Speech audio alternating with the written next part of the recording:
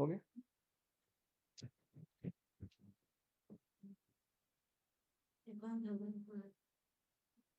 चलिए, नमस्कार, जय जोहार, जय छत्तीसगढ़ दोस्तों। स्वागत है आपका हमारे इस साध्य पीएस एकेडमी के मोबाइल यूट्यूब चैनल में जी। सभी को गुड आफ्टरनून। एक बार कमेंट चलिए करेंगे आपके पास आवाज वगैरह अच्छे से आ रहा है कि नहीं आ रहा है, और बताइए आप लोग कि आपकी तैयारी कैसे चल रही है। आशा कर रहा हूँ कि आप एकदम चुस्त दुरुस्त और तंदुरुस्त होंगे। तो आपको पता है कि आगामी समय में व्यापम के बहुत सारे पेपर होने वाले हैं, मंडी उप निरीक्षक से लेके कहाँ तक, पूरा प्रयोगशाला परिचारक तक जाएं, या चाहे हम लोग जो टाइपिस्ट वाला पेपर होता है जी, स्टेनो का पेपर बोल सकते हैं, या सहायक ग्रेड 3, इन सभी के पेपर हमको 2026 में देखने को मिलेंगे व्यापम के कैलेंडर के अनुसार। तो ये जो हमारा क्लास चल रहा है लक्ष्य बेच 2.0 ऐसा करके, तो बिल्कुल इस क्लासेस में आपको नई तरीके से पढ़ाया जा रहा है, नए कॉन्सेप्ट के माध्यम से। तो जो भी बच्चे इंटरेस्टेड है, जिनको आगामी व्यापम में बहुत सारे एग्जाम का केवल एक ही जगह एडमिशन ले और तैयारी शानदार हो जाए सभी एग्जामों का, है ना, तैयारी एक एग्जाम अनेक ऐसा करके, तो आप बिल्कुल हमारे लक्ष्य बेच के साथ में जुड़ सकते हैं। वहां आपको बहुत शानदार तरीके से तैयारी कराई जाएगी। उसी क्रम में मैं आपको यहाँ पे हिस्ट्री का क्लासेस ले रहा हूँ, ठीक है। गुड आफ्टरनून अंजू, दीपिका, भावना। चलिए चालू करें। चलो स्टार्ट कर लेते हैं। राठिया जी चलो चालू करें भैया। आवाज वगैरह अच्छे से जा रहा है, एक बार कमेंट करो। आवाज वगैरह अच्छे से जा रहा है सबके पास। सुनीता जी। चलो, तो हम लोग क्या क्या देख लिए, रिवीजन मान ले थोड़ा सा फटाक से तुरंत। तो रिवीजन में okay Sunita ji, good afternoon. आवाज अच्छे से जा रहा है, घर घर तो नहीं कर रहा है, देखो तो।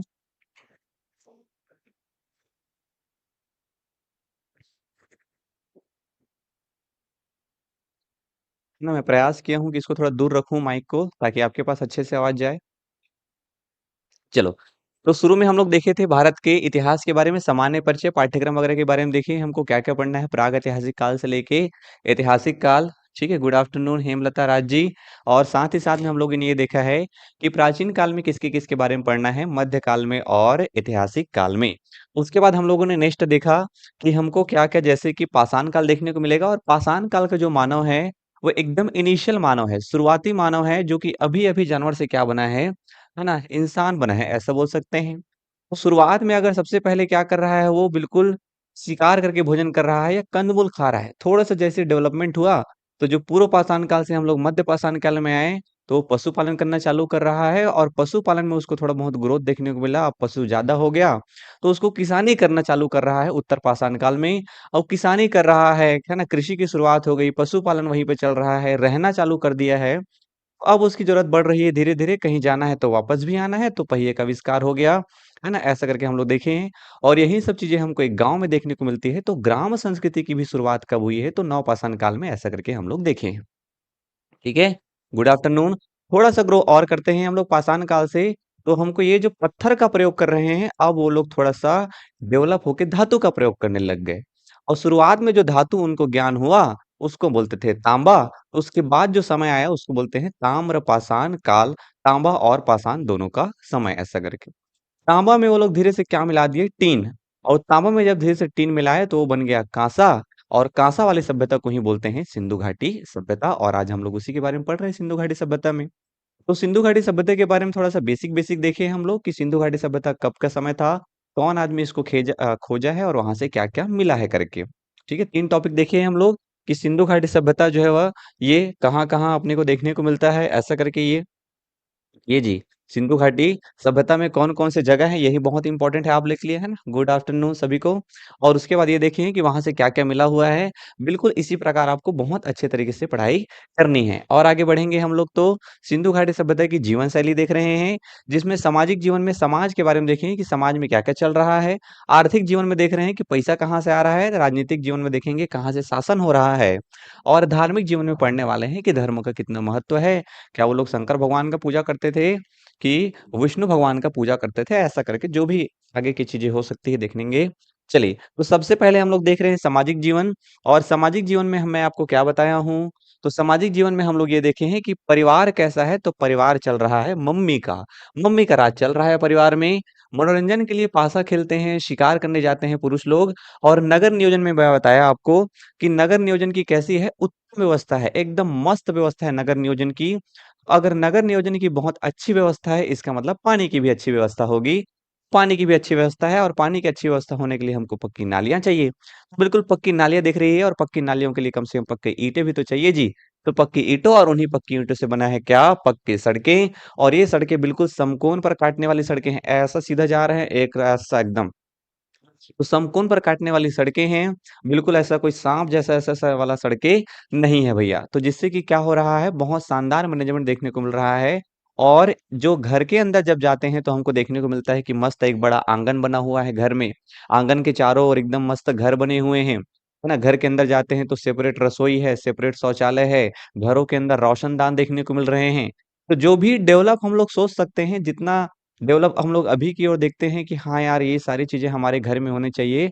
वो उस समय जो सिंधु नदी के किनारे जो लोग रहते थे, उन लोगों ने जो है वह अपने घरों में डेवलपमेंट किया था। अभी हम लोग सुरक्षा के लिए घर में जैसा बाड़ा बनाते हैं, घेरा करवाते हैं, वैसे ही उन्होंने मोहनजोदड़ो और हड़प्पा में बाहर में क्या किया था, घेरा बनवाया था दोस्त। ऐसा करके हम लोग देखे हैं जी। ठीक है? Good afternoon Kaneshwari. चलिए और आगे बढ़े उसके बाद क्या है, अगर थोड़ा-सा संरचना के बारे में देखेंगे विशेष वहाँ पे हमको एक ठो स्नानागार मिला है, स्विमिंग पूल एकदम बड़ा वाला, कहाँ मिला है? मोहनजोदड़ो से। तो मोहनजोदड़ो से एकदम जो बड़ा वाला हमको स्नानागार मिला है, वो कितना मीटर लंबा है, कितना चौड़ा है, सीढ़ी किधर है, ये सब हम लोग देख लिए हैं। साथ ही वहाँ से हमको एक अन्नागार भी मिला है एकदम बड़ा वाला। तो हमको अन्नागार हड़प्पा से तो मिले हैं टोटल 6, बाकी ये विशाल वाला अन्नागार हमको मोहनजोदड़ो से मिला है जिसकी लंबाई देख रहे हो 45 मीटर लंबा। ऐसे बच्चे लोग को 50 मीटर वाला रेस करवाते हैं नहीं, उतना लंबा है। 45 मीटर लंबा और 15 मीटर क्या है चौड़ा। इतना बड़ा अन्नागार है, बोल सकते हैं कि पूरा मोहनजोदड़ो के लोगों को खाना खवाने के लिए पूरा इतना धान भर के रखते हैं लोग यहाँ पे। ओके, इतना धान भर के रखते थे लोग, ऐसे करके बोल सकते हैं जी। ये हो गया सामाजिक जीवन। सामाजिक जीवन के बाद नेक्स्ट हम लोग क्या देखेंगे, आर्थिक जीवन। पैसा कहाँ से आ रहा है? तो या तो पशुपालन से, या तो कृषि से, या तो व्यापार से। तो पशुपालन में बताया कि गाय है, बैल है, भैंस है, कुत्ता है, गधा है, ऊँट है, भेड़ है, सब है। लेकिन हाथी और घोड़ा का पालन का कोई साक्ष्य नहीं मिला है। साथ ही शेर के बारे में कोई भी उल्लेख नहीं है। सबसे प्रिय पशु बोलेगा तो कुबड़ वाला बैल और सबसे प्रमुख पक्षी क्या है, बतख। कृषि की बात करेंगे तो गेहूं, धान, जौ, राई, सरसों, बाजरा, रागी ये सब कर रहे हैं, लेकिन कपास की खेती विशेष रूप से कर रहे थे। और इसी कपास के लिए फिर उधर से लोग आते थे, कहाँ से? इराक से। और इराक में जो सभ्यता डेवलप हुई उसका नाम है मेसोपोटामिया। जैसे हमारा भारत देश है और भारत में नदी है सिंधु, और सिंधु नदी के, ठीक है, अन्नागार का मतलब क्या होता है सर? अन्नागार, अन्न को रखने की जगह। जैसे हम लोग घर में बनाते हैं नहीं, कोठी। गांव साइड में कोठी, शहर में आओगे तो गोदाम। तो कोठी बोलो, गोदाम बोलो, वही है जहाँ पे अन्न को रखने की जगह है। ठीक है तृप्ति? चलो, और क्या है यहाँ पे, मेसोपोटामिया मतलब इराक में था। तो इराक में वहां पे दजला और फरात, हिंदी में दजला और फरात और इंग्लिश में बोलते हैं यूफ्रास्टस और टिग्रिश। ऐसा करके दो नदी हैं, उन्हीं की साइड में जो सभ्यता विकसित हुआ उसको बोलते हैं मेसोपोटामिया की सभ्यता। और वो लोग इस कपास को कहते थे मेलहुआ। वैसे ही यूनान बोलने का मतलब ग्रीस है, और ग्रीस के जो लोग हैं इस कपास को सीडोन कहते थे। मोस्ट इंपॉर्टेंट है, इसको हाईलाइट भी किया हूँ। चावल के साक्ष्य लोथल और रंगपुर से प्राप्त हुए हैं। गन्ना का कोई भी साक्ष्य हमको नहीं मिला है। अगर जानवर में बोले तो शेर, और फसल में बोले तो गन्ना। कालीबंगा से हमको हल के भी साक्ष्य मिले हैं, और क्यों? क्योंकि कालीबंगा से हमको जुते हुए खेत के भी साक्ष्य देखने को मिलते हैं। चलो और आगे बढ़ते हैं नेक्स्ट। अच्छा, इतना ही पढ़ लिए थे हम लोग, है ना? पशुपालन हो गया, कृषि हो गया है। आज हमको देखना है व्यापार के बारे में। ठीक, चलिए नेक्स्ट टॉपिक लिखिए आप लोग, व्यापार।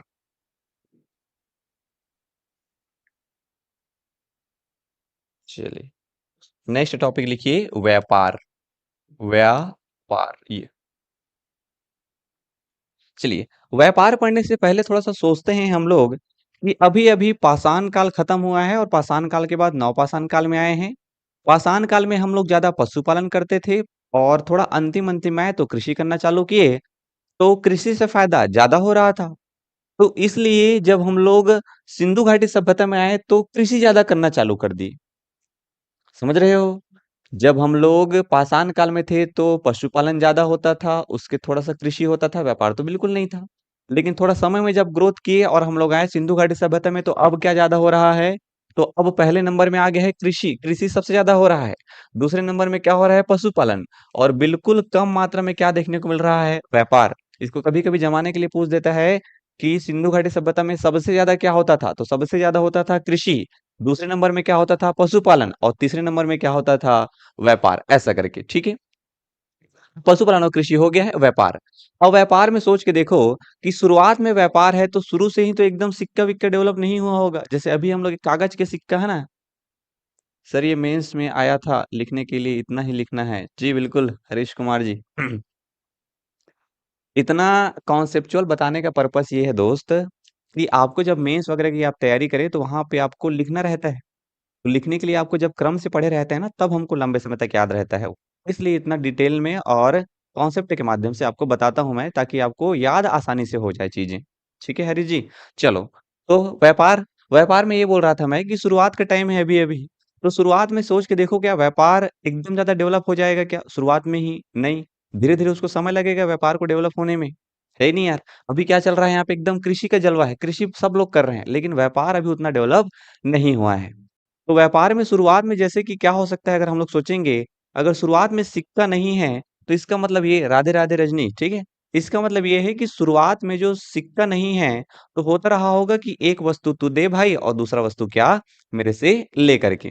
तो याद रखना है, मुख्य रूप से व्यापार कैसा हो रहा है, तो व्यापार में हमको पहले बात याद रखना है, वस्तु विनिमय प्रणाली, ठीक है ये? वस्तु विनिमय प्रणाली। वस्तु विनिमय प्रणाली द्वारा बार्टिंग सिस्टम, ठीक है? इसको इंग्लिश में मेरे ख्याल से बार्टिंग सिस्टम बोलते हैं। तो वस्तु विनिमय प्रणाली के द्वारा क्या हो रहा है? व्यापार हो रहा है दोस्त। और अगर वस्तु विनिमय प्रणाली के द्वारा व्यापार हो रहा है, इसका मतलब ये है कि अभी मुद्रा का प्रचलन जो है वह चालू नहीं हुआ है। तो हम लोग दूसरा बात क्या याद रखेंगे कि मुद्रा का प्रचलन जो है वह ये प्रचलन क्या हुआ है? शुरू नहीं हुआ है। ठीक है? ठीक है।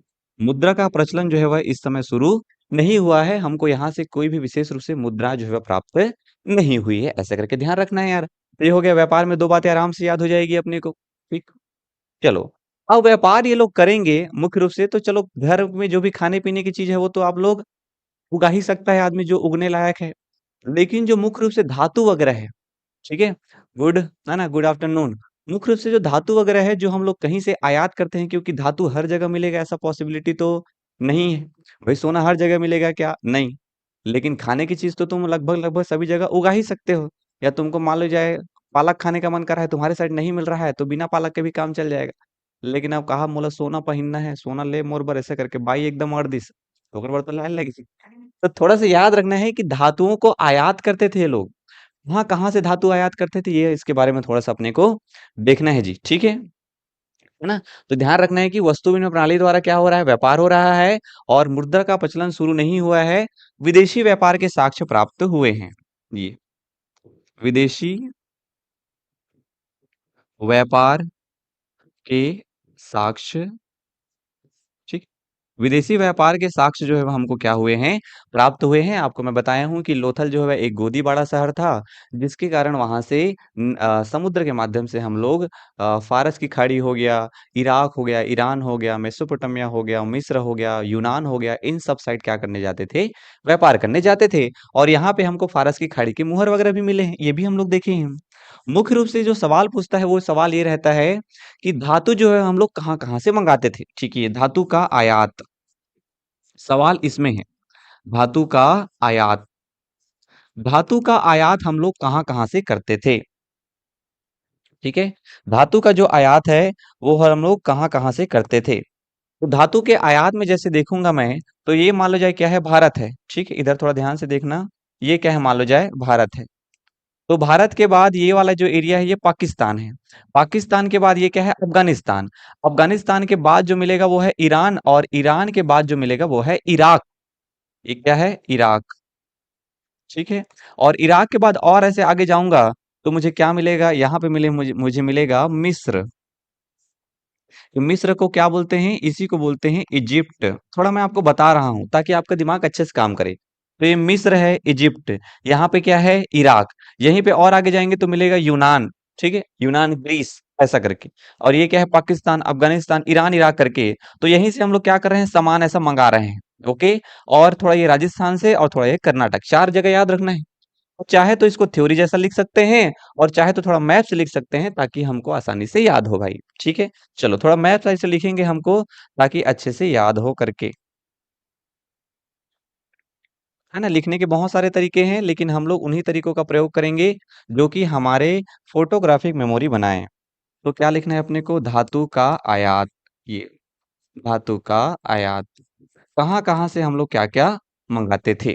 ठीक है, तो एक याद रखना है आपको, ईरान। सबसे पहले यहाँ पे क्या मिलेगा अपने को? ईरान। ये ठीक, सबसे पहले क्या देखने को मिल रहा है अपने को? ईरान। ये ऐसा करके बिल्कुल जितना हो सके फोटोग्राफिक मेमोरी बनाना है। अब ये ईरान से क्या क्या मंगा रहे हैं जी? तो ईरान से क्या मंगा रहे हैं अपने लोग? सोना। ठीक, ईरान से क्या मंगा रहे हैं? सोना। ये थोड़ा सा याद रखना है अपने को। ठीक, सॉरी, सोना नहीं जी, चांदी। सोना उधर आएगा अफगानिस्तान में। चांदी। चांदी के बाद और क्या मंगा रहे हैं? टीन। और क्या मंगा रहे हैं? सीसा। ठीक, ये ठीक, ये तो क्या क्या है? चांदी, टीन और सीसा। आराम से याद हो जाएगा। ठीक, टीन। उसके बाद थोड़ा और नीचे आएंगे तो हमको कौन सा देश मिलेगा? ईरान के जस्ट नीचे क्या है? अफगानिस्तान। आप लोग जो प्लेन आता है जी, प्लेन कॉपी कोरा वाला, उसमें बनाना है ना नोट्स, ताकि आपको ऐसे ही थोड़े बहुत कलाकारी करने का मौका मिले। ठीक है, अफगानिस्तान। ये अब इस अफगानिस्तान से हम लोग क्या क्या मंगा रहे हैं? तो ये अफगानिस्तान में क्या है? सोना भी यहीं से मंगा रहे हैं। ठीक, सोना, चांदी, सोना के बाद चांदी, और चांदी के बाद टीन। चीन नहीं, टीन। ठीक, क्या मंगा रहे हैं? टीन। तो चांदी और टीन ईरान से भी मंगा रहे हैं, और चांदी और टीन अफगानिस्तान से भी। ईरान में सीसा और अफगानिस्तान में सोना। ठीक, याद हो रही चीजें आप लोग को? चलो एक बार कमेंट करो, याद वाद हो रहा है? ईरान में क्या क्या बोला? एक चांदी है, एक टीन, साथ में सीसा। अफगानिस्तान में एक चांदी, टीन, साथ में सोना। ठीक है, साथ में सोना। ओके, चलो विनिमय द्वारा, हाँ जी, चलो गुड आफ्टरनून। उसके बाद थोड़ा सा नीचे आएंगे अफगानिस्तान में, तो हम लोग भारत वाले एरिया में पहुंच जाएंगे। ठीक है, भारत वाले एरिया में। और भारत वाले एरिया में हमको थोड़ा नीचे में क्या देखने को मिलेगा? तो नीचे में है राजस्थान। नीचे में क्या है? राजस्थान आ जाएंगे हम लोग, राजस्थान वाले भाग में। समझ में आ रहा है आप लोग को? और राजस्थान में एक जगह है खेतड़ी। राजस्थान में जगह का नाम क्या है? खेतड़ी। ये, और जो भी आदमी थोड़ा बहुत भी एक आध बार पढ़ा होगा, तो उसको पता होगा कि खेतड़ी में क्या मिलता है। तो खेतड़ी में मिलता है तांबा। खेतड़ी से क्या मंगाते थे वो लोग? तांबा। ठीक, ये जो हमको देखने को मिल रहा है सिंधु घाटी सभ्यता के लोग, ठीक है जी, ये हमको भारत ऐसे देखने को मिलेगा। ये भारत है हमारा। इस भारत में यहाँ पे एक ठने नदी है यार, ऐसा करके। ये नदी क्या है? सिंधु नदी। तो इस सिंधु नदी के किनारे जो भी लोग रहते थे, वो ये राजस्थान से कुछ कुछ चीजें मंगाते थे, वो इस अफगानिस्तान से कुछ कुछ मंगाते थे, इस ईरान से कुछ कुछ मंगाते थे। और यहाँ पे मिलेगा कर्नाटक, और कर्नाटक में रॉकी भाई वाला केजीएफ जी, कोलार गोल्ड माइन, यहाँ से वो लोग सोना भी मंगाते थे। ठीक है, तो वैसे ही नीचे के साइड में अपने को याद क्या रखना है? तो नीचे के साइड में है कर्नाटक। ठीक है, ये कर्नाटक, और कर्नाटक में है कोलार गोल्ड माइन। ठीक है, साउथ का पिक्चर में भी रहता है कोलार गोल्ड माइन प्रेजेंट, ऐसा करके। ये कोलार गोल्ड माइन। ठीक, कोलार गोल्ड माइन। अब ये कोलार गोल्ड माइन से क्या मंगा रहे हैं? तो यहाँ से मंगा रहे हैं वो लोग सोना। ठीक है, यहाँ से क्या मंगा रहे हैं? तो यहाँ से मंगा रहे हैं वो लोग सोना। ये आपको थोड़ा ध्यान में रखना है। ये ठीक, ये तो इतना बातें आपको ध्यान में रखना है दोस्त। ठीक है, इतना बातें अपने को ध्यान में रखना है। आप चाहें तो इसको दूसरे तरीके से भी लिख सकते हैं। ठीक, ये जैसे क्या हो गया? भारत हो गया। अब इस भारत में यहाँ पे आपको देखने को मिल रहा है नदी। ये, अब ये नदी कौन सी है? सिंधु नदी है, और इसके आसपास डेवलप जो सभ्यता है वो है सिंधु घाटी सभ्यता। तो यहीं पे ऐसा करके लिख लेना अफगानिस्तान। ठीक है, जितना आप लोग नोट्स अच्छा बनाएंगे, उतना आपको आसानी से याद होगा। ये अफगानिस्तान लिख लिए, और यहीं पे क्या लिख लिए? ईरान, ऐसा करके। यहाँ पे लिख लेना खेतड़ी। ठीक है, और यहाँ पे लिख लेना KGF, Kolar gold mine. Kolar gold mine KGM करके। ओके, चलो ऐसा करके हम लोग याद कर सकते हैं। फिर इसको कैसे बता देना, यहाँ से ये मिलता है, यहाँ से ये, यहाँ से ये, ऐसा करके। जितना आप लोग मैप वाइज चीजों को याद करने का प्रयास करेंगे, उतना हमको चीजें आसानी से याद होगी। चलो इसको लिख लो आप लोग। ठीक है, समझ में आ रही है चीजें आप लोग को? ये हो गया व्यापार के बारे में। ठीक, तो इतना याद रखना है दोस्त अपने को व्यापार के बारे में। चलिए विशेष लिख लेते हैं थोड़ा बहुत।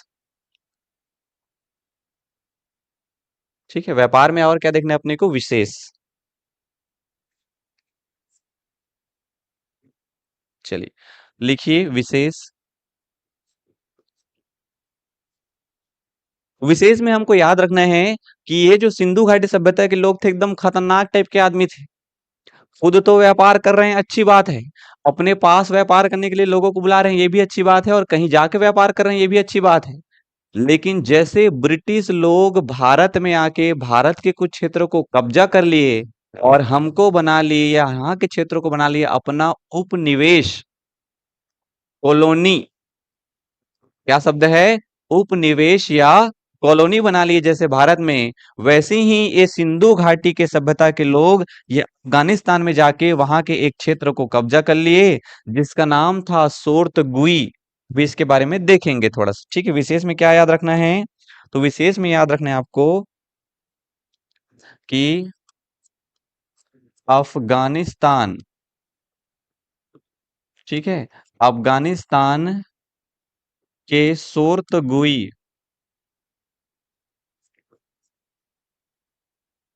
अफगानिस्तान के सोर्तगुई नामक स्थान को अपना उपनिवेश बनाया,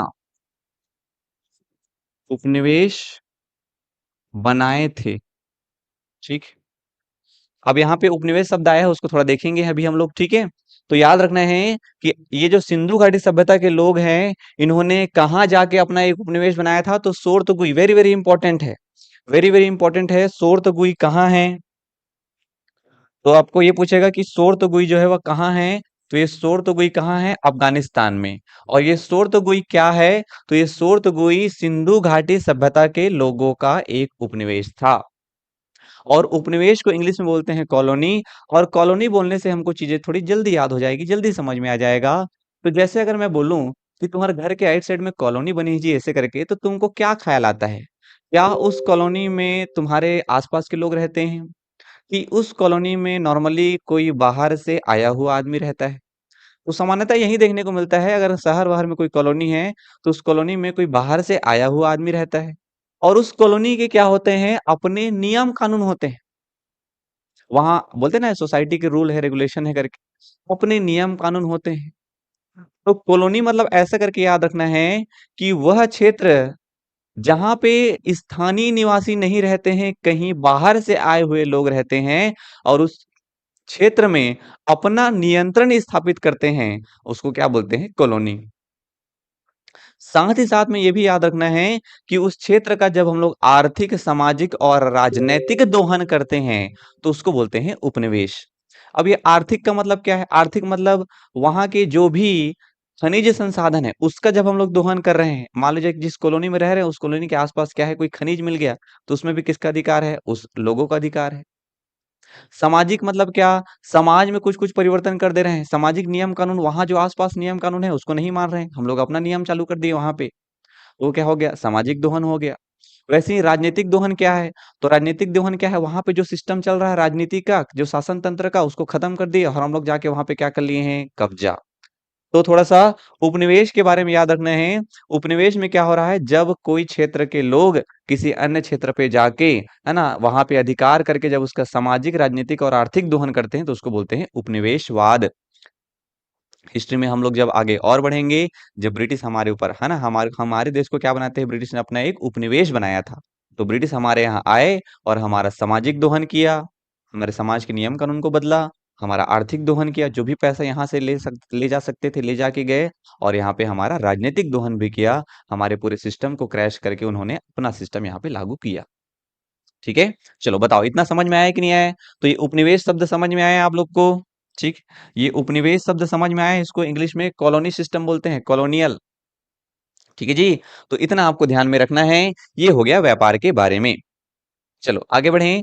ये हो गया क्या, उसका सामाजिक जीवन, सामाजिक जीवन, सॉरी आर्थिक जीवन। ये क्या है, सिंधु घाटी सभ्यता का आर्थिक जीवन। और ये आर्थिक जीवन में इसको जो बताया हूं ना, इसको थोड़ा अच्छे से याद रखना है कि सबसे ज्यादा क्या होता था, कृषि। कृषि के बाद क्या होता था, पशुपालन। और पशुपालन के बाद क्या होता था, व्यापार। लेकिन यहीं पे पाषाण काल में पूछ ले हमको, पाषाण काल में सबसे ज्यादा क्या होता था, पशुपालन। उसके बाद क्या होता था, कृषि। उसके बाद क्या होता था, व्यापार। ओके। नवीन साहू, ठीक है जी। बसंती रवि, ओके, गुड आफ्टरनून। समझ में आ रहा है आप लोग को? चलो एक बार कमेंट तो करो अच्छे से पहले। समझ में आया कि नहीं आया? ये उपनिवेश शब्द समझ में आया? उपनिवेश मतलब क्या? जब कोई अन्य क्षेत्र का आदमी किसी अन्य क्षेत्र में जाके उस क्षेत्र का सामाजिक, आर्थिक और राजनीतिक दोहन करता है तो उसको क्या बोलते हैं, उपनिवेश। तो वैसे ही सिंधु घाटी सभ्यता के लोग अफगानिस्तान में गए और अफगानिस्तान का एक जगह था सोर्दगुई, वहां पे कब्जा कर लिए और कब्जा करने के बाद वहां पे क्या किए, सामाजिक, आर्थिक और राजनीतिक दोहन। चलो आगे बढ़ते हैं। नेक्स्ट लिखिए आप लोग। नेक्स्ट लिखिए, सिंधु घाटी सभ्यता का धार्मिक जीवन। ठीक है, नेक्स्ट हमको देखना है धार्मिक जीवन। ये नेक्स्ट हमको देखना है धार्मिक जीवन के बारे में। ठीक है, चलो। ओके, राजेंद्र उइके। ओके उइके जी, कहाँ थे इतना टाइम तक? हाँ, चलो भैया, कहाँ चले गए थे यार? टाइम से आना है, टाइम से आना है बिल्कुल। हमारा क्लास 2 से 3 के बीच में रहता है, 2 बजे बिल्कुल आ जाना है आप लोग को। चलो, धार्मिक जीवन की बात करें तो धार्मिक जीवन की बात करेंगे तो हमको क्या क्या समझ में आएगा। तो पहले ही हम लोग देखें धार्मिक जीवन में कि क्या यहाँ से हमको कुछ देवता वेवता की मूर्ति मिली है क्या? एकदम यहाँ पे सूर्य भगवान की, विष्णु देव की, यहाँ पे ब्रह्मा जी, हाँ ऐसा कुछ, यहाँ दुर्गा माता ऐसा करके मूर्ति मिला है क्या? नहीं। सिंधु घाटी सभ्यता के लोग इतने समझदार थे कि वो लोग इस प्रकार की मूर्ति पूजा में नहीं फंसे हुए थे जैसे अभी का हमारा समाज फंसा हुआ है। उस समय के लोग इतने शानदार थे कि जो प्रकृति में आपका हेल्प कर रहा है उसी की क्या करना है, हमको आराधना करनी है।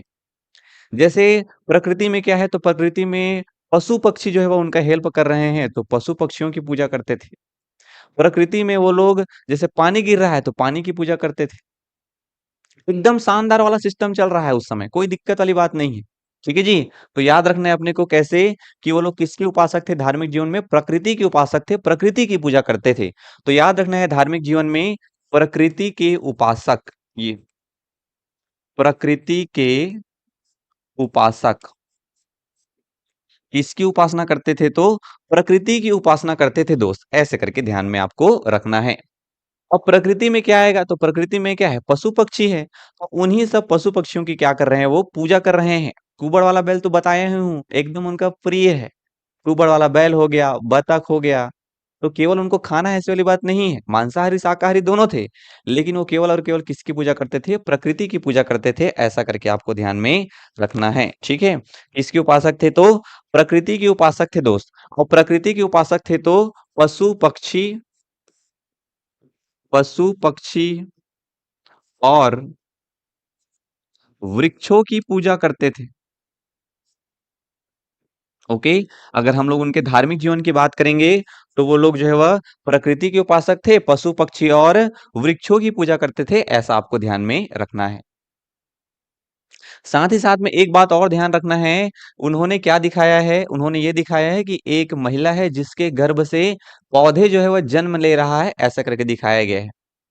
प्रकृति को बहुत मानते थे वो लोग, कोई विशेष यहाँ पे देवी देवता का हमको देखने को नहीं मिल रहा है जी। ठीक है, तो याद रखना है आपको, पशु पक्षी की पूजा करते थे। इसमें कुबड़ वाला जो बैल है, ये कुबड़ वाला, कुबड़ वाला बैल की पूजा। ठीक है, कुबड़ वाला बैल की पूजा, ये भी क्या होती थी, वहां पे होती थी। ये आपको विशेष रूप से ध्यान में रखना है। ठीक है, ये समझ में आ रहा है आप लोग को? तो इतना आपको ध्यान में रखना है दोस्त। ठीक है जी। चलो और आगे बढ़े हम लोग। नेक्स्ट हमको क्या देखने को मिल रहा है, तो ये तो हो गया, कोई भी वहां पे मंदिर वंदिर नहीं बना है, प्रकृति की पूजा कर रहे हैं, कोई मंदिर की आवश्यकता नहीं है। तो मंदिर, ये मंदिर निर्माण, मंदिर निर्माण नहीं होता था। कोई भी मंदिर वगैरह वाला बात नहीं है। ठीक है, मंदिर निर्माण नहीं होता था जी। मंदिर वंदिर का कोई भी हमको उल्लेख देखने को नहीं मिलता है उनके धार्मिक जीवन में। ठीक है, ऐसा करके अपने को ध्यान में रखना है थोड़ा सा। और क्या याद रखना है, धार्मिक जीवन में वो लोग एकदम इनिशियल लोग हैं, एकदम इनिशियल लोग हैं। जैसे अभी मैं बोलूँ कि गाँव में जाओगे और शहर में, तो शहर के लोग डेवलप हैं और गाँव के लोग थोड़े से कम डेवलप हैं। तो गाँव में अगर मैं बोलूँगा कि गाँव का आदमी जादू टोना में विश्वास करता है कि शहर का आदमी विश्वास करता है करके, ठीक है, मुन्नी जी गुड आफ्टरनून। तो आप लोग क्या बोलोगे? गाँव का आदमी विश्वास करता है, ठीक है। तो जादू टोना में भी उस समय के लोग क्या करते थे? विश्वास करते थे। तो ये भी आपको ध्यान रखना है, जादू टोना, ठीक, ये जादू टोना में विश्वास। सिंधु घाटी सभ्यता के लोग जादू टोना में विश्वास करते थे, और जादू टोना में विश्वास करते हैं, इसका मतलब वो लोग ताबीज, ठीक है, ताबीज, ताबीज में भी विश्वास करते थे, ताबीज का भी प्रयोग करते थे। ये आपको ध्यान में रखना है। वो पुनर्जन्म को भी मानते थे, ठीक है, ये पुनर्जन्म को मानते थे। ये सभी बातें आपके लिए है ना। अब जो पैटर्न बदल रहा है, अब जिस हिसाब से पैटर्न बदल रहा है, उसमें हमको इस प्रकार के फंसाने वाले सवाल आ जाते हैं कि सिंधु घाटी सभ्यता में क्या जादू टोना में विश्वास करते थे, क्या वो लोग ताबीज में विश्वास करते थे, क्या वो पुनर्जन्म को मानते थे, ऐसा करके। तो ये सब धार्मिक जीवन आपको देखने को मिलेगा दोस्त, ठीक है। ये पशुओं की तो पूजा करते थे, लेकिन यहाँ पे विशेष रूप से याद रखना है आपको, गौ पूजा का कोई प्रमाण नहीं मिला है। गौ पूजा का कोई प्रमाण नहीं, ठीक है। पशु पूजा तो करते थे, लेकिन गौ पूजा का कोई भी प्रमाण यहाँ पे नहीं मिला है, ठीक है जी। ये कुबड़ वाला बैल तो उनका प्रिय था, और कुबड़ वाला बैल प्रिय है तो कुबड़ वाले बैल पे ही बैठते कौन है? भगवान शिव, ठीक है। और भगवान शिव को बोल सकते हैं, उस समय ऐसा शिव वाला कॉन्सेप्ट तो नहीं था, लेकिन ऐसा बोल सकते हैं कि पशुओं के जो प्रमुख देवता है उनको कहा जाता था पशुपति, ठीक है। उनको क्या कहा जाता था? पशुपति। पशुपति की मुहर करके बताया हूँ आप लोग को, मिला है पशुपति का जो सील मिला है, ऐसा करके हम लोग देखे हैं। तो पशुओं के जो देवता है उनकी भी पूजा करते थे वो लोग पशुपति के रूप में। बाद में वही जाके वैदिक काल में क्या हो गया? शिव बन गया। चलिए, तो याद रखना है आपको यहीं पे हमको पशुपति, ये पशुपति की पूजा। देखो, ये पशुपति की भी पूजा एकदम देवता जैसा साउंड नहीं कर रहा है। पशुपति की पूजा जो है प्रकृति से जुड़ी हुई है, पशुओं की जो देख-रेख कर रहे हैं। क्यों? क्योंकि पशु इन लोग के लिए महत्वपूर्ण है। तो इसलिए पशुपति की पूजा करते थे ये लोग, ऐसा करके थोड़ा ध्यान में रखना है। और यहाँ पे हमको एक 3 मुख वाला योगी मिला है, ठीक है? ये 3 मुख वाला योगी, ठीक है? इसी को हम लोग धार्मिक जीवन में ही लिख रहा हूँ इसको, क्योंकि ये योगी है, योगी, है ना? योग वगैरह का भी उस समय कल्चर था, ऐसा करके बोल सकते हैं। तो 3 मुख वाला क्या मिला है? योगी मिला है। और ये जो 3 मुख वाला योगी है वो कैसे है? अब योगी है तो योग करते ही बैठा होगा, ऐसा करके। तो यो इसके 3 मुख है, ये आपको ध्यान में रखना है। सर जी, हिंदी लेक्चरर का पोस्ट शिक्षक भर्ती में आने को है, इस बारे में कुछ बताएँ प्लीज़ लास्ट में। ठीक है राजेंद्र उइके जी, है ना? हिंदी वाले जो है सर हैं उनसे मैं बता दूँगा, वो आपको कंप्लीट जानकारी देंगे बॉस, ठीक है? चलो, 3 मुख वाला योगी है, कैसा बैठा है? तो पद्मासन, ये पद्मासन मुद्रा में क्या है? विराजमान है। ये आपको ध्यान में रखना है। कैसे बैठा है? तो पद्मासन मुद्रा में बैठा है।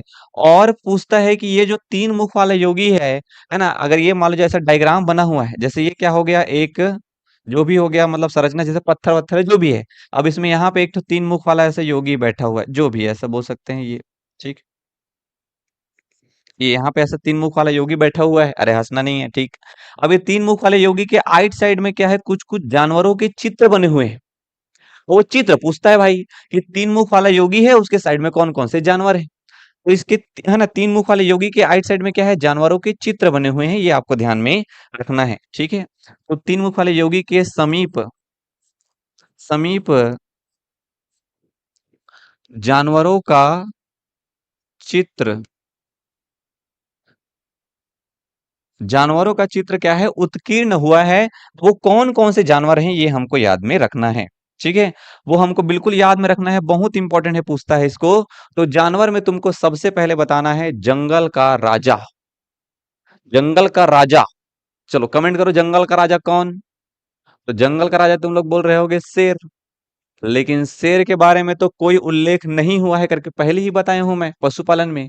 शेर के बारे में कोई जानकारी नहीं है, तो यहाँ पे शेर नहीं है, यहाँ पे है बाघ। तो याद रखना है जानवरों के समीप में हमको एक कौन सा जानवर, बाघ। तो एक जानवर क्या है यहाँ पे, बाघ। चलो एक हो गया बाघ। बाघ के बाद और, तो बाघ के बाद एकदम शक्तिशाली कौन हो जाएगा, और हाथी। तो एक याद रखना है आपको, हाथी। ठीक, ये बाघ और क्या हो गया, हाथी। हाथी के बाद एकदम और शक्तिशाली की बात करेंगे तो गैंडा। हाँ, तो एक याद रखना है आपको, गेंडा। ठीक, ये गेंडा होता है कि गैंडा होता है, गेंडा। ठीक, तो बाघ, हाथी, गेंडा, तीन नाम याद हो जाएंगे बड़े बड़े वाले, बाघ, हाथी, गेंडा। और थोड़ा सा बड़ा वाला में ही आएंगे तो क्या मिलेगा अपने को, भैंसा। ठीक, और क्या है यहाँ पे, भैंसा। याद करा रहा हूँ बेटा, बाघ, हाथी, गेंडा, भैंसा। नीचे की ओर जा रहे हैं ताकत के हिसाब से, सबसे ज्यादा ये बाघ के पास, हाथी, गेंडा, भैंसा। और लास्ट में याद रखना है, मरने वाला भी तो कोई होना चाहिए, हिरन। ठीक, लास्ट में हिरन। तो यहाँ पे टोटल एक दो तीन चार पांच, पांच जानवरों का चित्र जो है वो इसके आइट साइड में देखने को मिलता है, जिसमें ये सब सिंगल सिंगल है, और ये हिरन क्या है, डबल है। हिरन के दो चित्र बने हुए हैं। ठीक है, हिरन के दो चित्र बने हुए हैं, ऐसा करके आपको ध्यान रखना है, याद हो जाएगा आराम से। बाघ, हाथी, गेंडा, भैंसा, उसके बाद हिरन लास्ट में, ये शिकारी और ये शिकार। ठीक, तो इतना आपको ध्यान में रखना है दोस्त। ठीक है, इतना आपको ध्यान में रखना है। और ये हो गया हमारा कंप्लीट क्या, धार्मिक जीवन। ठीक, मंदिर वंदिर का कोई भी, ठीक, हाँ एक नंबर, यामिनी साहू जी। हम्म, कैसे यामिनी, आप आ नहीं रहे थे बहुत दिन तक, हाँ। ठीक, क्लासेस में जुड़ना है, ठीक है, समय से। और कुछ भी कंफ्यूजन होता है तो बिल्कुल आप पूछ सकते हैं। बाकी आपके जो अंडमान निकोबार वाला जो सवाल था उसका मैं कमेंट में आपको जवाब दिया हूँ, ठीक है। हुँ, चलो इसको देख लेते हैं हम लोग। ये हो गया हमारा पूरा क्या, धार्मिक जीवन। धार्मिक जीवन में विशेष बात क्या है? तो विशेष बात ये है धार्मिक जीवन में कि यहाँ पे हमको पशुओं की पूजा के प्रमाण मिलते हैं, लेकिन गौ पूजा के कोई प्रमाण नहीं मिलते हैं दोस्त। यहाँ पे हमको पुनर्जन्म के साक्ष्य मिलते हैं, ताबीज़ों के साक्ष्य मिलते हैं, लेकिन यहाँ पे मंदिर निर्माण का कोई भी साक्ष्य नहीं मिलता है। और विशेष सबसे है कि उस समय के धार्मिक जीवन में वो लोग किसकी उपासना करते थे? तो प्रकृति की उपासना करते थे। प्रकृति में जो भी आदमी उनको मदद कर रहा है, पशु मदद कर रहा है, पक्षी मदद कर रहा है, जो मौसम मदद कर रहे हैं, पानी मदद कर रहा है, हवा मदद कर रहा है, तो इन सब की क्या करते थे, पूजा करते थे। कितना अच्छा सिस्टम था बताओ। अभी हम लोग एकदम पागल बने जा रहे हैं, इधर उधर इधर उधर पूरा फंसते हुए जा रहे हैं मोह माया में।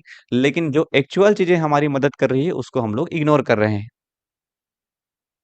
ठीक है, दुनिया भर का काम हम लोग करते रहते हैं, पूजा पाठ करते रहते हैं, और जो हमारी प्रकृति है, जो हमारी नदियां हैं, जो हमारे हवा है ना, जो हमारे वृक्ष हैं, इन सब का हम लोग कोई ख्याल नहीं कर रहे हैं। चलो आगे बढ़े। तो ये हो गया धार्मिक जीवन। चलिए धार्मिक जीवन के बाद नेक्स्ट लिखिए। कोई बात नहीं जी, यामिनी जी, ठीक है। चलो आप लोग का भी मतलब आपको समय मिले तो आपको जुड़ना है भैया, क्योंकि पढ़ना तो आपको ही है।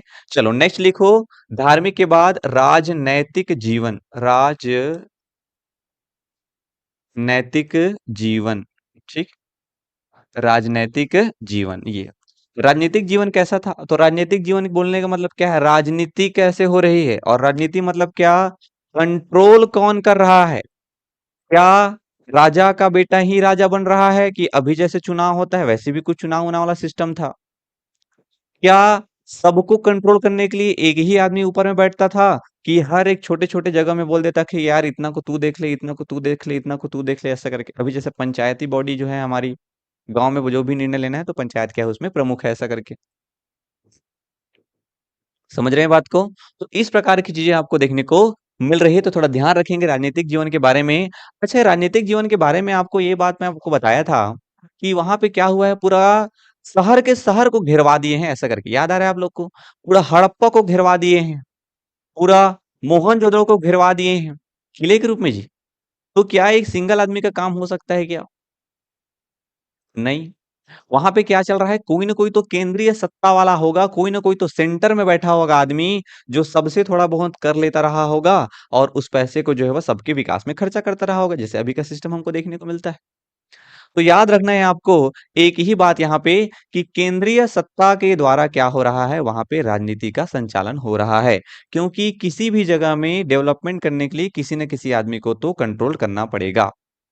सब लोग बोलेंगे मैं ही राजा हरो करके, तब तो फिर दिक्कत हो जाएगा ना यार। कोई ना कोई आदमी तो वहां पे विशेष होना ही चाहिए। चलिए, तो राजनीतिक जीवन में क्या याद रखना है अपने को, केंद्रीय सत्ता। केंद्रीय सत्ता, ठीक, केंद्रीय सत्ता द्वारा शासन व्यवस्था, ठीक है, ये केंद्रीय सत्ता द्वारा हमको क्या देखने को मिल रहा है? शासन व्यवस्था देखने को मिल रहा है। ऐसा करके आपको ध्यान में रखना है, ठीक है, ऐसा करके आपको ध्यान में रखना है। और विशेष बात यह है, कोई भी स्पष्ट जानकारी नहीं है, कोई भी स्पष्ट जानकारी नहीं है। ओके, तो हमको सिंधु घाटी सभ्यता के राजनीतिक जीवन के बारे में कोई भी स्पष्ट जानकारी नहीं मिलती है। हम लोग ऐसा अनुमान लगा सकते हैं कि अगर इतना बड़ा जो है वह एरिया को कंट्रोल करना है, तो हो सकता है कि वहां पे केंद्रीय सत्ता के द्वारा क्या हो रहा है, संचालन हो रहा है करके। ठीक, तो ये हो गया हमारा राजनीतिक जीवन। चलिए, राजनीतिक जीवन के बाद कुछ कुछ चीजें और बची हुई है, उसके बारे में हम लोग लिख लेते हैं, ठीक है। चलो, सबसे पहले देखते हैं हड़प्पा लिपि के बारे में, कि हड़प्पा लिपि में आपको बताया था कि सिंधु घाटी सभ्यता वह समय है जहां से हमको लिखित वाले साक्ष्य तो मिलना चालू होता है, लेकिन उसको हम लोग पढ़ नहीं पाए हैं। चलो, राजनीतिक जीवन के बाद, ठीक है, क्या क्या देखे दीजिए हम लोग, चार बातें। धार्मिक जीवन हो गया, सामाजिक जीवन हो गया, ये सामाजिक जीवन पढ़ लिए, आर्थिक पढ़ लिए, राजनीतिक पढ़ लिए, धार्मिक पढ़ लिए। अब क्या देख रहे हैं हम लोग? विशेष। और विशेष में हमको क्या देखना है पहले? तो विशेष में हमको देखना है, चलो एक एक करके देखते जाएंगे। विशेष, विशेष तथ्य, है ना, इंपॉर्टेंट तथ्य है ये विशेष तथ्य। विशेष तथ्य में पहले देखते हैं हड़प्पा लिपि के बारे में। चलो, हेडिंग डालिए आप लोग, हड़प्पा लिपि, हड़प्पा लिपि, ठीक है। हड़प्पा लिपि जो है वह कैसी थी करके, तो हमको पता है कि हड़प्पा लिपि जो है वह कैसे थी। तो हड़प्पा लिपि हमको मिला तो है, लेकिन हम उसको अभी तक पढ़ नहीं पाए हैं। इसलिए तो इसको हम लोग किस कैटेगरी में रखे हैं? आद्य ऐतिहासिक काल।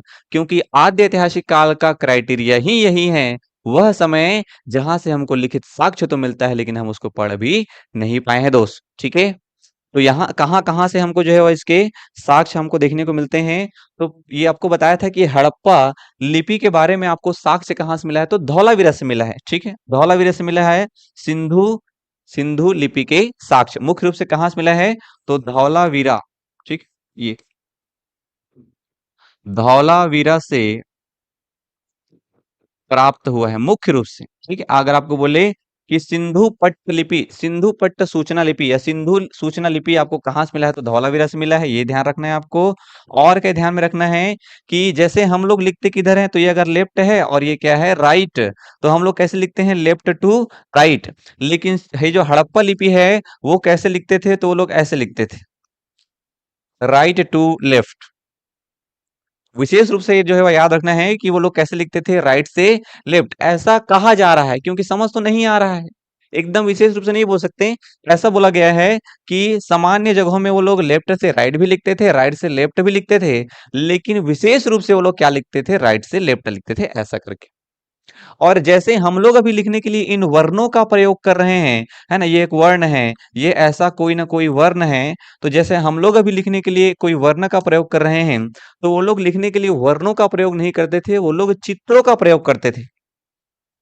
जैसे मान लो जाए ऐसा करके मैं कोई एक डायग्राम बना दिया। अभी डायग्राम का मतलब क्या है? तो ये डायग्राम का मतलब जैसे कि हो गया श्रीमान, ठीक, ये डायग्राम का मतलब क्या है? श्रीमान, है ना। जैसे यहाँ पे मैं एक ऐसा चित्र बना दिया, इसका मतलब क्या है? तो इसका मतलब क्या है? आपके, ठीक है। और मान लीजिए कोई ऐसा डायग्राम है, इसका मतलब क्या हो गया? चरण, ऐसा करके। पर्टिकुलर शब्दों के लिए वो लोग क्या करते थे? चित्रों का प्रयोग करते थे। जैसे अभी हमारे स्टेनो वाले जो भाई लोग हैं, जो स्टेनो करते हैं, वो लोग बोल देते हैं कि ये क्या लिखा है? श्रीमान लिखा है, ये क्या लिखा है? महोदय लिखा है, ऐसा करके। तो वैसे ही उस समय के लोग भी वर्णों का प्रयोग नहीं करते थे, चित्रों का प्रयोग करते थे, ऐसा करके आपको ध्यान में रखना है दोस्त। अभी लिखेंगे सब चीजों को, है ना। तो आपको चलो ध्यान में रखना है छोटी छोटी चीजों को। तो कहाँ से प्राप्त हुआ है हमको अवशेष लिखने वाला, या सिंधु घाटी का? तो याद रखना है विशेष रूप से धौलावीरा से। और याद रखना है हड़प्पा लिपि, हड़प्पा लिपि सामान्यतः, सामान्यतः बाएं से, बाएं से दाएं और दाएं से बाएं, ठीक है, दाएं से बाएं और दाएं से ये बाएं लिखा जाता था, किंतु अधिकतम अधिकतम ऐसा आएगा ना, दाएं दाएं से बाएं लिखा जाता था। एक्चुअल में हुआ ये है, ठीक है जी। ओके, क्या बोल रहे हैं यामिनी? केंद्रीय सत्ता द्वारा शासन, लेकिन इसका कोई भी स्पष्ट जानकारी नहीं है। बिल्कुल जी जामिनी जी, है ना, खरोष्ठी लिपि, हाँ, ब्राह्मी लिपि और खरोष्ठी लिपि वाला। हाँ, अभी बताएंगे धौलावीरा। चलो, तो सामान्यतः बाएं से दाएं लिखे जाते थे, ऐसा लेफ्ट टू राइट बोल रहे हैं। कभी कभी राइट टू लेफ्ट भी लिखा जाता था, लेकिन हमको तो समझ में ही नहीं आया है ये कि क्या लिखा है करके। तो सब लोग अपने अपने हिसाब से क्या कर रहे हैं, अनुमान लगा है कि कोई बोल रहा है चलो बाएं से दाएं लिखा होगा, कोई बोल रहा है दाएं से बाएं लिखा होगा करके। तो इसलिए सब लोग अपना अपना जो इतिहासकार हैं वो लोग क्या कर रहे हैं, अनुमान लगा रहे हैं, क्योंकि पढ़ तो कोई नहीं पाए हैं अभी तक कैसे लिखा है करके। तो सवाल हमारे पास कैसे आता है, तो सवाल हमारे पास ऐसे आता है कि भैया कैसे लिखा था करके। ठीक है, सिंधु घाटी सभ्यता लोग कैसे लिखते थे, लेफ्ट टू राइट लिखते थे कि राइट राइट टू लेफ्ट लिखते थे। तो हमको विशेष रूप से बताना है कि वो लोग कैसे लिखते थे, अधिकतम जो है वह दाएं से बाएं की ओर लिखते थे करके याद रखना है आपको। जैसे हम लोग अभी ब्राह्मी लिपि खरोष्ठी लिपि में लिखते हैं, ठीक है, वैसे ही वो लोग कौन सी लिपि में लिखते थे, तो वो कहते थे भाव चित्रात्मक लिपि था। भाव चित्रात्मक लिपि, ठीक है, ये भाव चित्रात्मक लिपि का प्रयोग। जैसे मैं ये भी जो लिख रहा हूं वो कौन सा लिपि है, तो ये है देवनागरी लिपि, ठीक, ये है देवनागरी लिपि। और क्या है, हिंदी भाषा, ठीक, देवनागरी लिपि और हिंदी भाषा है, भाषा है हिंदी और लिपि है देवनागरी। ठीक, जैसे हम लोग इंग्लिश में लिखते हैं, ये क्या लिखा हूं मैं आपको, इंग्लिश लिखा हूं मान लो जाए, तो ये इंग्लिश क्या है, मतलब ये क्या है इसमें भाषा, और लिपि क्या है, रोमन लिपि। ठीक है, लिपि क्या है इसमें, रोमन लिपि। वैसे ही जब हम लोग पंजाबी में लिखते हैं तो पंजाबी वाला क्या है, पंजाबी में जो लिखा रहता है ऐसा समझ नहीं आता है आप लोग को, वो क्या है, गुरुमुखी लिपि, भाषा क्या है, पंजाबी। तो यहाँ पे भाषा इंग्लिश है, ठीक है, भाषा क्या है, इंग्लिश, लेकिन लिपि क्या है, रोमन। भाषा बदल सकता है, भाषा बदल सकता है, भाषा, लिपि एक ही है देवनागरी लिपि। इसी में अगर मैं उर्दू के शब्द लिख दूं, तो हालांकि ऐसी तो रहता है, सॉरी उर्दू नहीं, इसी में मान लो जब बंगाली वगैरह लिख रहा हूं मैं, ठीक है, समझ रहे हो। तो जैसे कि ये इंग्लिश क्या लिखा है, ये इंग्लिश एक क्या हो गया, भाषा हो गया, उसमें भी मैं एबीसीडी का प्रयोग कर रहा हूँ, ये एबीसीडी का प्रयोग कर रहा हूँ, तो ये रोमन लिपि है। ठीक है जी, अनार आम का प्रयोग कर रहा हूं तो वो देवनागरी लिपि है। तो भाषा भी क्या है इसमें, इंग्लिश हो सकता है, इसी एबीसीडी में भाषा फ्रेंच हो सकता है, इसी एबीसीडी में भाषा स्पेनिश हो सकता है। तो भाषा बदल सकती है, लिपि भी, एक लिपि में बहुत सारे भाषा हो सकते हैं, ये इसको भी आपको थोड़ा ध्यान में रखना है, ठीक है। एक लिपि में बहुत सारे भाषा हो सकते हैं, ये हमारा टॉपिक नहीं है, हिंदी वाले टीचर आपको अच्छे से बताएंगे इसको, थोड़ा सा लिपि और भाषा के बारे में। तो लिखने का जो तरीका है वो क्या है, लिपि है। और उनका जो लिखने का तरीका वो कैसा था, भाव चित्रात्मक था, ठीक है, वर्णात्मक लिपि का प्रयोग नहीं करते थे, वर्णात्मक लिपि का प्रयोग नहीं, ठीक है, वर्णात्मक लिपि का जो है प्रयोग वो लोग नहीं करते थे, ऐसा करके याद में रखना है दोस्तों, है ना। उनकी लिपि कैसी थी, चित्रात्मक थी, ये आपको ध्यान में रखना है। और सबसे अगर थोड़ा फैक्चुअल बात देख लें, तो सबसे पुराना साक्ष्य, सबसे पुराना जो साक्ष्य है वो हमको 1853 में देखने को मिला है, ठीक है। सिंधु लिपि का सबसे पुराना साक्ष्य हमको कब मिला है, 1853 के आसपास का, या 1853 में हमको मिला है करके ध्यान में रखना है, ठीक है। चलो, ये छोटी छोटी चीजें हैं जिसके बारे में हमको याद में रखना है। आगे बढ़े, चलो, ये तो हो गया हड़प्पा लिपि के बारे में। चलो थोड़ा सा दूसरा और देख लेते हैं, क्या है, मृत भांड के बारे में देख लो। मृत भांड, ये मृत भांड बोलने का मतलब क्या है, मिट्टी के जो बने हुए हैं, है ना, मृत भांड बोलने का मतलब है मिट्टी के जो बने हुए अ, अ, बर्तन है उनको बोल रहे हैं मृत भांड। तो सवाल ये पूछता है कि जो मिट्टी के बने हुए बर्तन हैं उसमें वो लोग कौन-कौन से कलर का यूज़ करते थे करके। थोड़ा कलर के यूज़ के बारे में आपको जानकारी होनी चाहिए। तो याद रखना है आपको, उनमें लाल और गुलाबी रंग का विशेष रूप से प्रयोग करते थे और काले रंग से थोड़ा बहुत डिज़ाइन बनाते थे। तो इतना ही याद रखना है अपने को, लाल और गुलाबी, लाल और गुलाबी का प्रयोग तथा काले रंग से अलंकरण, अलंकरण मतलब समझ रहे हैं? थोड़ा-सा डॉट वॉट बनाना ये। तो काले रंग से क्या करते थे? अलंकरण करते थे। नॉर्मली ज़्यादा किसका प्रयोग करते थे? लाल और गुलाबी का। वाइब्रेंट कलर है, दिखता है एकदम चकाक ऐसा करके। तो लाल और गुलाबी का ज़्यादा प्रयोग करते थे, बाकी काले रंग का भी थोड़ा बहुत ये लोग प्रयोग करते थे। ऐसे करके आपको ध्यान में रखना है दोस्त। ठीक है? हुँ।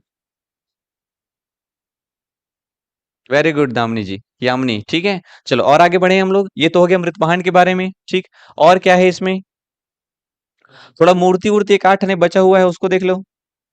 तीसरा, मूर्ति, ठीक है? मूर्ति कला के बारे में प्रतिमाएँ, मूर्ति या प्रतिमाएँ। तो प्रतिमाओं के बारे में तो मैं आपको बताया ही हूँ। 2-3 तो मैं आपको बता लिया हूँ प्रतिमाओं के बारे में, ठीक है? हुँ, रेल भी चला था 1853 में। मुंबई से ठाणे, है ना? ठीक, 16 किलोमीटर, 16 अप्रैल। चलो, मूर्ति और प्रतिमाएँ के बारे में याद रखना है। तो मैं आपको बताया हूँ मातृ देवी की मूर्ति मोहनजोदड़ो से, तांबे का रथ मिला है दैमाबाद से, तांबे की कुल्हाड़ी मिली है रोपड़ से और मोहनजोदड़ो से मिला है क्या? कांसे की नर्तकी। और क्या मिला है वहां से? चलो एक-एक थोड़ा बहुत देख लें, जो हो गया है वो तो ठीक है।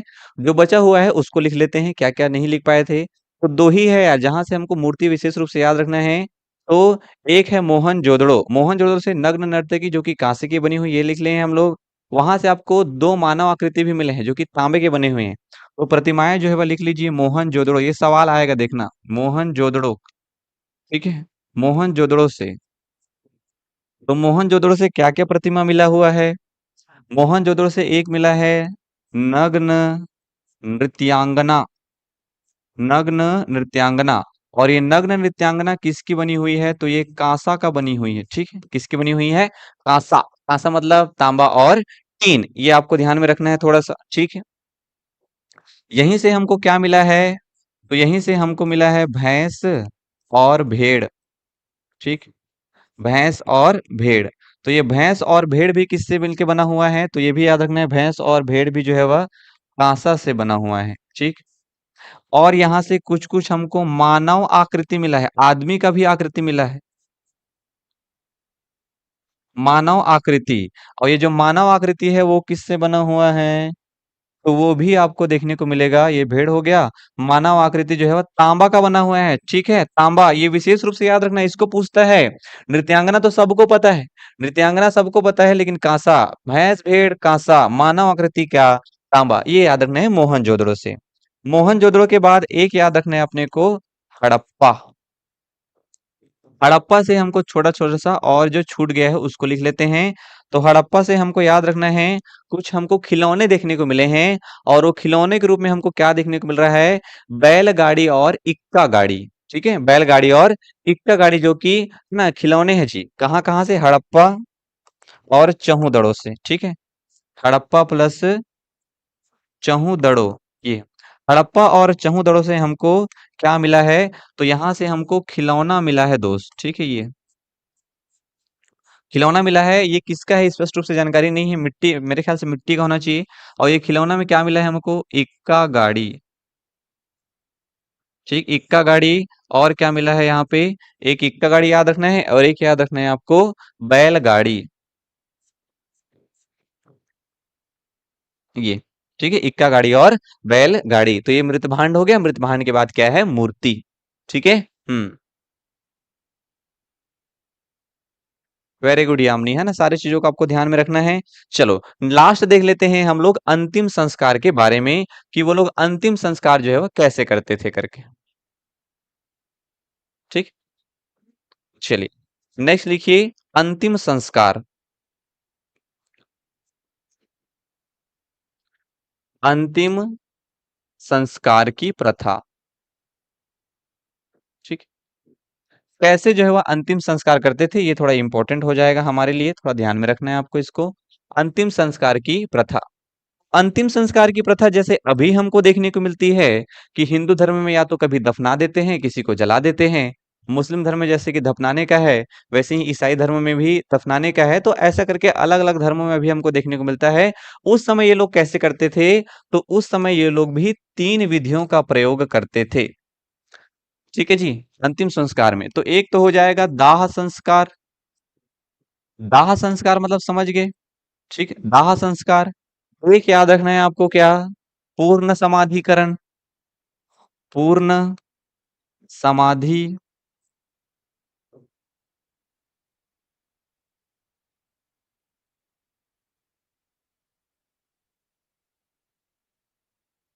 चलो, तो इसको कल देखेंगे, ठीक है? इसको कल देखेंगे, आज हमारा टाइमिंग हो चुका है। तो यहीं से कल चालू करेंगे कि अंतिम संस्कार कैसे-कैसे करते थे, दाह संस्कार करते थे, समाधि मतलब वही दफनाने वाला, और तीसरा क्या हो सकता है। ठीक है जी? चलो, आज यहीं पे फिनिश करते हैं। सभी का बहुत-बहुत धन्यवाद हमारे साथ जुड़ने के लिए। बाकी इसी प्रकार के आपको इन्फॉर्मेशनल वीडियो चाहिए, आपको एग्ज़ाम ओरिएंटेड, आपके एग्ज़ाम की जानकारी, तो सभी प्रकार की जानकारी हमारे साध्य पीएससी अकेडमी के द्वारा आपको दिया जाता है। तो अगर आपको ये वीडियो थोड़ा भी इन्फॉर्मेशनल लगा है, आपके काम का लगा है, तो आप वीडियो को लाइक करिए। चैनल में अगर नए हैं, तो हमारे चैनल को सब्सक्राइब करिए, ताकि इसी प्रकार के महत्वपूर्ण जानकारी आपको प्राप्त होते रहे दोस्त। चलिए, बहुत-बहुत धन्यवाद आप सभी का हमारे साथ जुड़ने के लिए। और बाकी जो भी नए बच्चे, उनको बता देना चाहता हूँ कि हमारे द्वारा व्यापम का लक्ष्य बेच जो है वह चलाया जा रहा है, जिसमें आगामी सभी व्यापम के एग्जाम को टारगेट किया गया है। तो उससे जुड़ के आप अपनी तैयारी को बेहतर कर सकते हैं। ये क्लास जो है वह लक्ष्य बेच का ही होने वाला है। चलिए, थैंक यू दोस्त सभी को जुड़ने के लिए।